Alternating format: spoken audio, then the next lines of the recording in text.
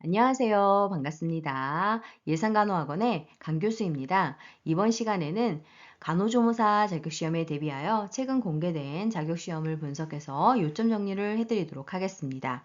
공중보건학 개론 중에서 질병관리사업 3탄입니다. 자격시험을 분석해서 요점 정리를 하였기 때문에 반복해서 들으신다면 합격하실 수 있습니다. 준비되셨나요? 잘 들어요. 출발!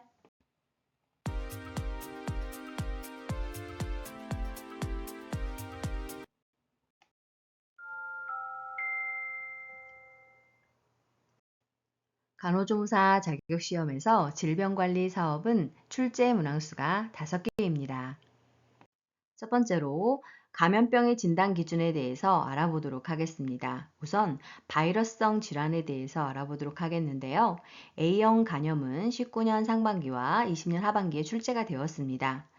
A형 간염은 바이러스로 유행성 간염, 전염성 간염, 카타르성 황달이라고도 불리우는 것으로 제2급 법정 감염병입니다.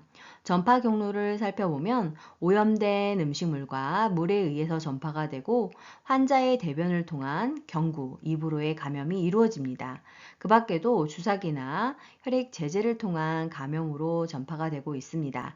잠복기는 15일에서 50일로 평균 28일이며 분포는 위생 상태와 식수 관리가 불량한 지역에 분포하고 있습니다. A형 간염의 증상은 발열, 식욕부진, 구역구토, 암갈색 소변, 불쾌감, 권태감, 식욕부진, 복부 불쾌감, 황달 등이 발생할 수 있습니다. 자, 그럼 A형 간염의 예방 방법은 어떤 것들이 있을까요? 이 부분은 19년 상반기와 20년 하반기에 출제가 되었는데요. 위생 식수 관리자가 불량한 지역으로 여행할 경우 주의를 기울여야 하고 A형 간염의 면역력이 없는 사람은 오염된 음식이나 물 섭취를 가능한 한 피해야 합니다.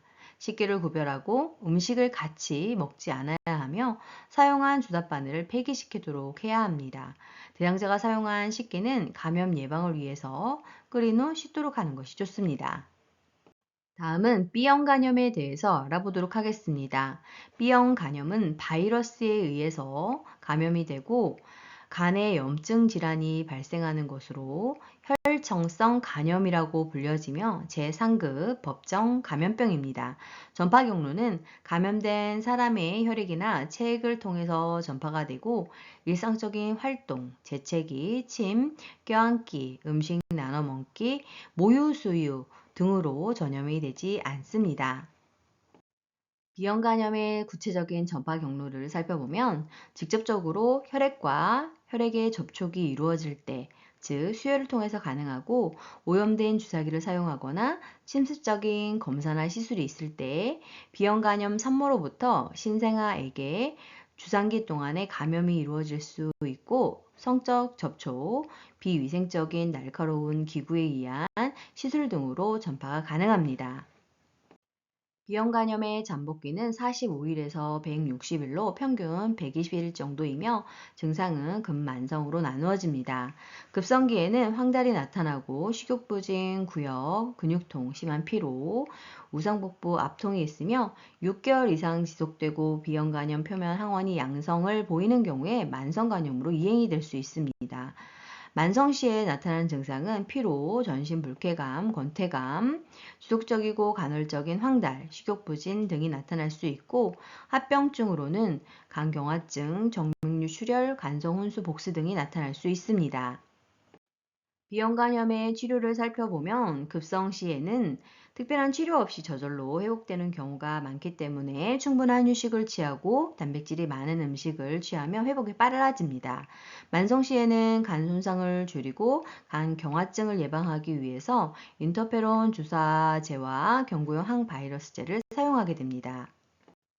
자, 그렇다면 비형 간염의 식사요법은 어떻게 해야 하는 것일까요? 이 부분은 17년 하반기에 출제가 되었습니다. 고열량식을 해야 하는데 그 이유는 간이 소모성 장기이기 때문입니다.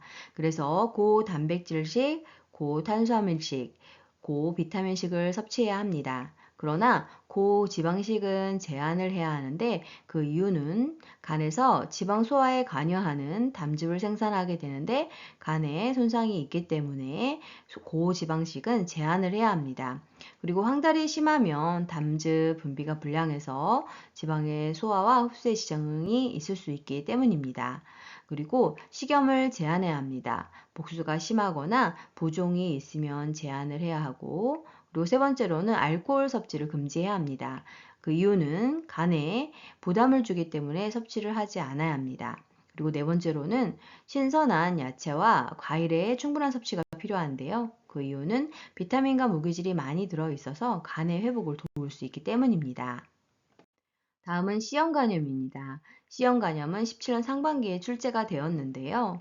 바이러스성 질환으로서 제3급 법정 감염병입니다. 전파 경로는 비경구 감염 경로인 주사기를 공동 사용한다거나 수혈, 혈액 투석, 성접촉, 모자간, 수직 감염을 통해서 전파가 이루어집니다. 증상은 급성과 만성으로 나눠지며 급성 시에는 무증상이거나 경미하거나 감기, 몸살 정도입니다. 그러나 만성 시에는 만성 피로감, 간경화증이 나타날 수 있습니다.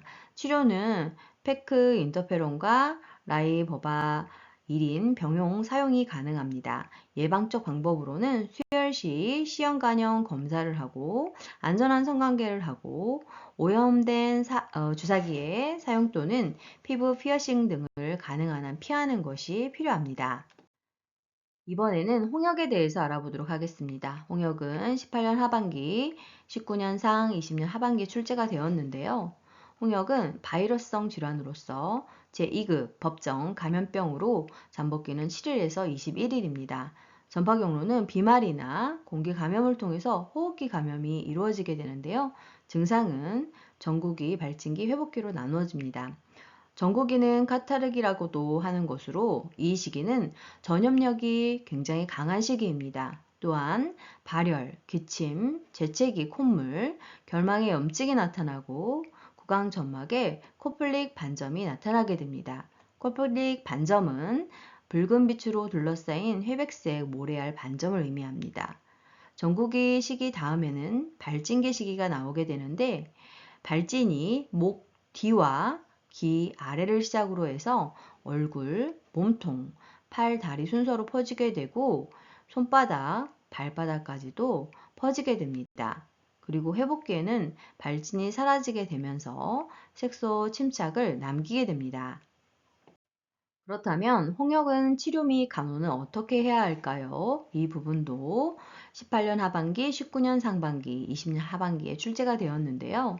예방접종 실시할 여유가 없는 경우에는 감마 글로불린을 사용함으로써 수동 면역이죠. 치료 효과를 높여야 합니다. 증상이 심해지지 않도록.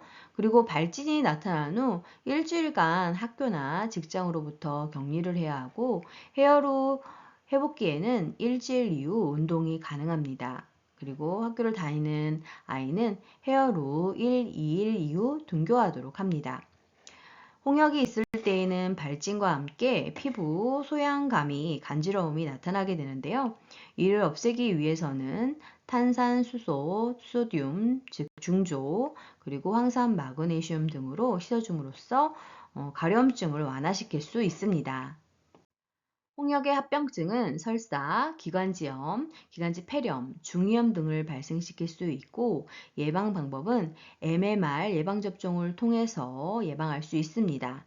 MMR은 홍역, 볼거리, 풍진과 같은 혼합 백신이며 MMR은 생후 12에서 15개월에 기본 접종을 하고 만 4세에서 6세에 접종을 하게 됩니다. 그런데 홍역이 유행을 했을 때에는 생후 6에서 11개월에 MMR 접종을 먼저 한 후 원래 접종을 해야 하는 시기인 12에서 15개월에 접종을 다시 하면 되겠습니다.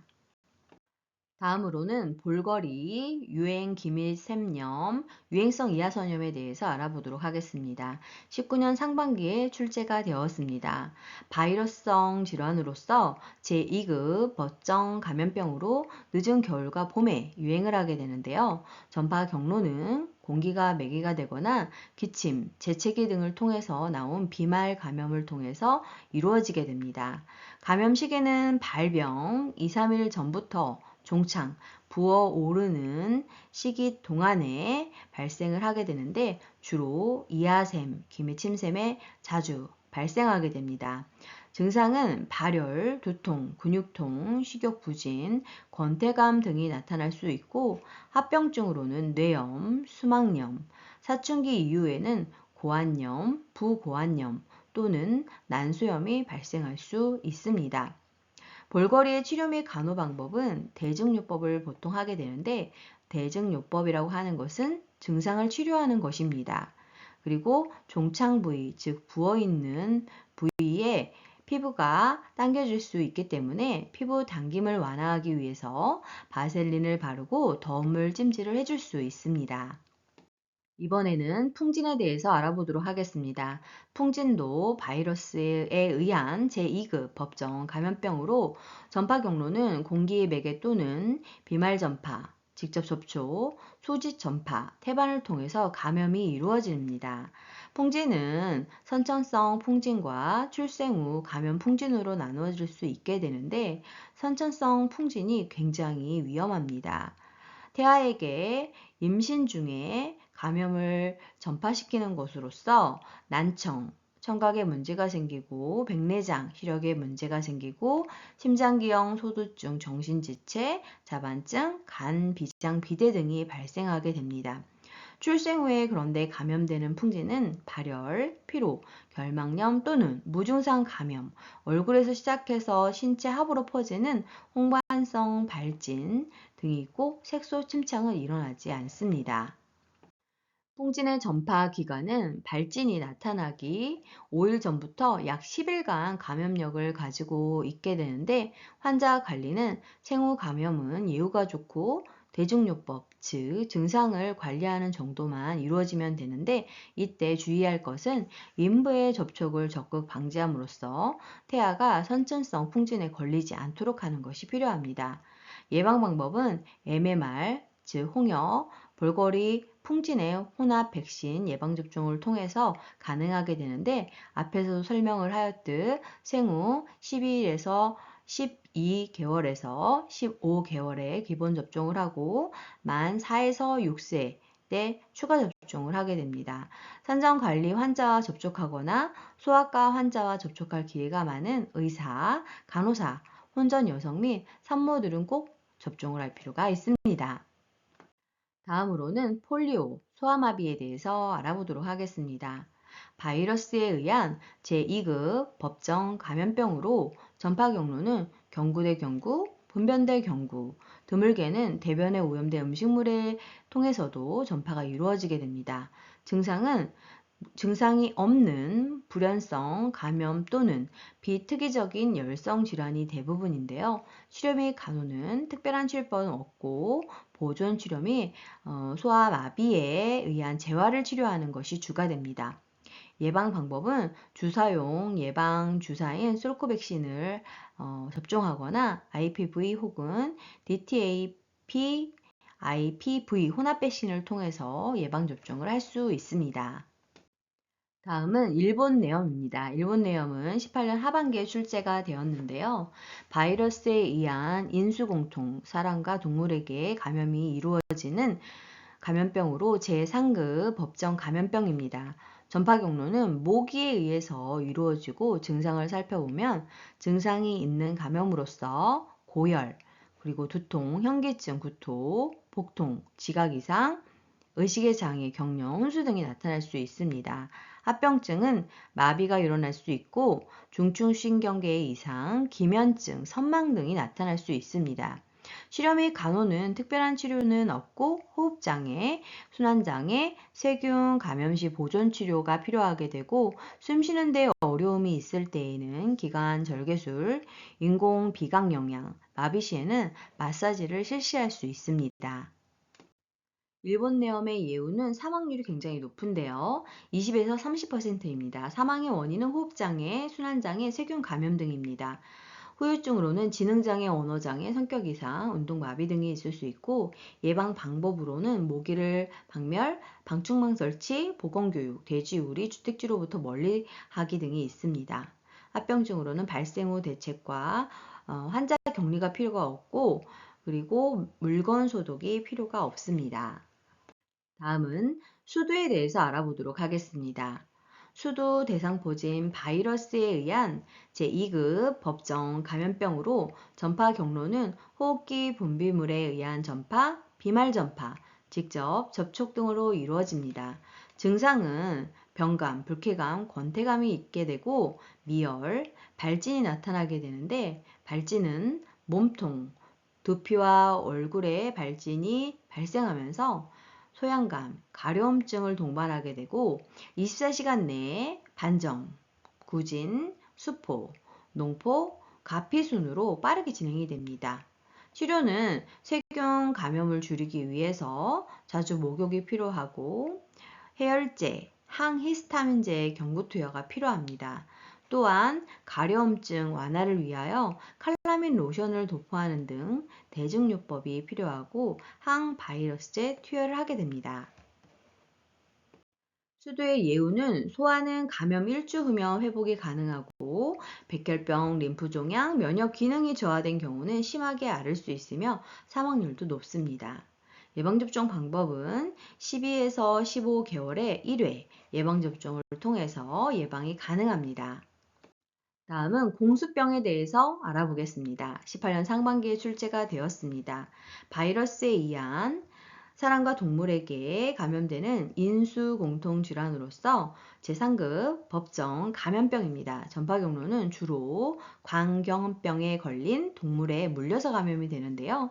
증상은 발생 초기 물린 부위의 감각 이상이 나타나고 구토, 불안증, 두통, 발열이 생기고 시간이 지날수록 흥분, 불면증, 탈 과다 분비 등의 증상이 있고 부분적으로 마비 증상이 있으며 6일 이내에 선망, 경련, 혼수에 이르고 호흡근 마비 또는 합병증으로 사망할 수 있습니다. 공수병의 예후를 살펴보면 개가 주로 문제이기 때문에 개를 관리할 필요가 있고 유행 지역에 돌아다니지 않아야 합니다. 그리고 방견은 잡아 죽여도 좋다는 조치가 필요하고 개 예방접종, 환자의 격리, 오염된 물건을 소독하거나 침으로 전파되는 것을 교육할 필요가 있습니다. 환자와 접촉하였다고 예방접종을 맞을 필요는 없습니다. 자, 그렇다면 개에 의해 물렸을 때 교상 시 응급처치는 어떻게 해야 할까요? 교상 즉시 비눗물 또는 70% 알코올로 상처를 깨끗이 닦고 식염수로 다시 닦아내며 액세서리 제거 후 보목을 낸 후 즉시 병원으로 후송할 필요가 있습니다. 이번에는 인플루엔자에 대해서 알아보도록 하겠습니다. 19년 하반기에 출제가 되었습니다. 인플루엔자는 바이러스에 의한 급성 호흡기 질환으로 제4급 법정 전염병입니다. 전파 경로는 비말이 매개되는 감염이고 공기 감염입니다. 증상은 38도씨 이상의 갑작스러운 발열, 두통, 근육통, 피로감, 기침, 가래 등의 호흡기 증상이 주를 이루게 되고 감염 기간은 증상 시작부터 3에서 7일 후까지 전염력이 있게 됩니다. 예방 방법은 매년 인플루엔자가 유행하기 전 9월에서 11월에 예방접종을 하는 것을 권장하고 있습니다. 인플루엔자를 치료하고 간호하는 방법에는 어떤 것이 있을까요?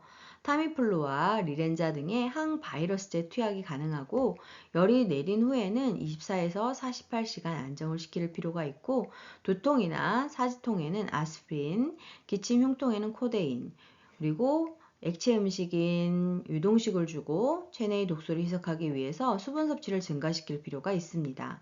구강 간호를 자주 하고 따뜻한 식염수로 양치질을 하며 등 마사지와 스펀지 목욕, 가습을 높여주고 가운, 마스크, 장갑을 착용할 필요가 있습니다.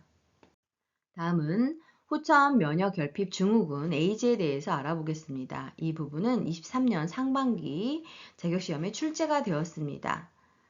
사람 면역 결핍 바이러스인 HIV에 의한 제3급 법정 전염병으로 전파 경로는 성접촉, 혈액, 수혈을 통해서 가능하고 약물 남용자의 주사기의 공동 사용 또는 정액, 질 분비물, 모유, 수직 전파를 통해서 감염이 이루어지게 됩니다. 증상을 살펴보면 발열, 기침, 근육통, 오한 및 설사, 체중의 감소, 불면증, 골반 내 감염, 거대세포 바이러스 망막염, HIV 관련대증, 카포시6종, 폐결핵, 폐포자충 폐렴 등이 있습니다. 사망 원인은 폐포자충 폐렴, 카리니 폐렴, 카포시6종에 의해서 사망하게 됩니다. 자, 그렇다면 에이즈는 진단을 어떻게 할까요? 효소 면역 흡착법, 엘리사 효소 면역법 또는 웨스턴 블러법 등으로 진단할 수 있고 진단 이후의 치료는 결정적인 치료법은 없고 항 HIV 약제의 3가지 이상을 동시에 투여하여 강력한 항 레트로바이러스 치료법을 도입할 수 있습니다. 중단하게 되면 2에서 4주 이내에 바이러스가 다시 증식하기 때문에 약제를 중단할 수 없다는 한계점이 있습니다.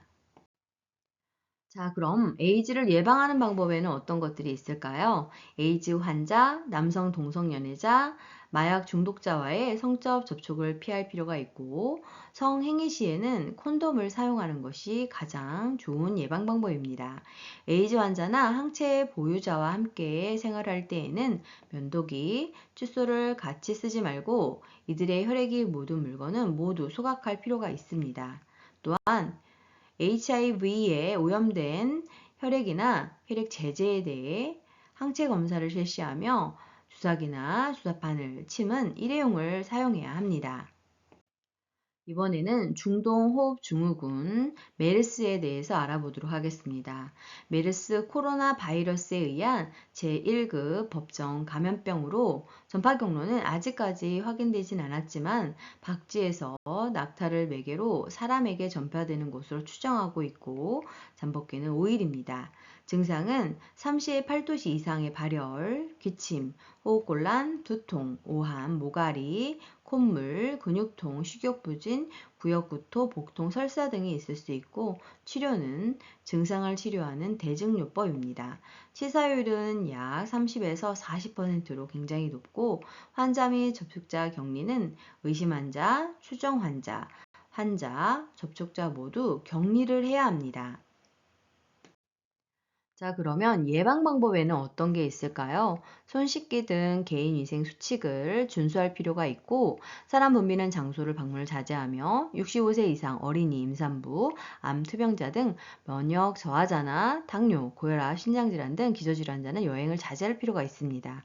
발열이나 호흡기 증상이 있는 사람과의 밀접한 접촉은 피하고, 호흡기 증상 시 마스크를 착용하고 기침과 재채기 하는 경우 화장지로 입과 코를 가리는 것이 필요합니다. 다음으로는 중증 급성 호흡 증후군 사스에 대해서 알아보도록 하겠습니다. 사스 코로나 바이러스에 의한 제1급 법정 감염병으로 전파 경로는 호흡기 비말이나 직접 또는 간접 접촉에 의한 것으로 증상은 첫째 주에 발열이 있고 권태감, 근육통, 두통, 오한 등 호흡곤란, 설사 등이 나타나며 둘째 주에는 주로 전염을 시키게 됩니다. 이번에는 지카 바이러스에 대해서 알아보겠습니다. 이 부분은 18년 하반기에 출제가 되었는데요. 바이러스에 의한 제3급 법정 감염병으로 매개체는 이집트수 모기, 흰줄수 모기 등입니다. 전파 경로는 수혈이나 성접촉에 의해서 감염 전파가 이루어지고 증상은 갑작스러운 발진, 관절통, 관절염, 근육통, 비환홍성 결막염 등이 나타납니다. 합병증은 소두증, 신생아 출산이 증가하고 있고 기행발해 증후군 사이에 관련이 있다고 보고되고 있습니다. 치료 방법은 충분한 휴식 및 수분 섭취, 해열제 치료 등이 필요합니다. 지카 바이러스의 예방 방법은 방충망, 모기장, 그리고 긴팔 상의와 바지를 착용할 필요가 있고 모기는 어두운 색에 더 유인되기 때문에 가능한 한 밝은색 옷을 입는 것이 좋습니다. 유행지역 방문자, 남녀 모두 증상에 관계없이 귀국 후 6개월 동안 임신은 연기할 필요가 있으며 성관계를 피하거나 콘돔을 사용할 것을 권고하고 있습니다. 그리고 귀국한 후 2주 이내 의심 증상이 발생을 하게 되면 의료기관을 방문하고 의료기관 방문 시 해외 여행력을 알릴 필요가 있습니다. 다음은 수족구입니다. 수족구는 장내 바이러스에 의한 제4급 감염병으로 생후 6개월에서 5세 사이까지 놀이방이나 유치원 등 보육시설을 통해서 번지게 되는데요. 전파 경로는 호흡기, 분비물 또는 대변을 통해서 감염이 이루어집니다. 증상은 손바닥이나 손가락 연면, 발 뒤꿈치나 엄지 발가락의 연면, 뇌수포가 둘레 빨간 손의 윤곽이 뚜렷한 쌀알 크기에서 파달 크기의 타원형으로 가렵지만 아프지는 않은 특징을 갖게 됩니다. 문제는 통증으로 인해 물을 마시지 못해 탈수에 빠질 수 있다는 것입니다.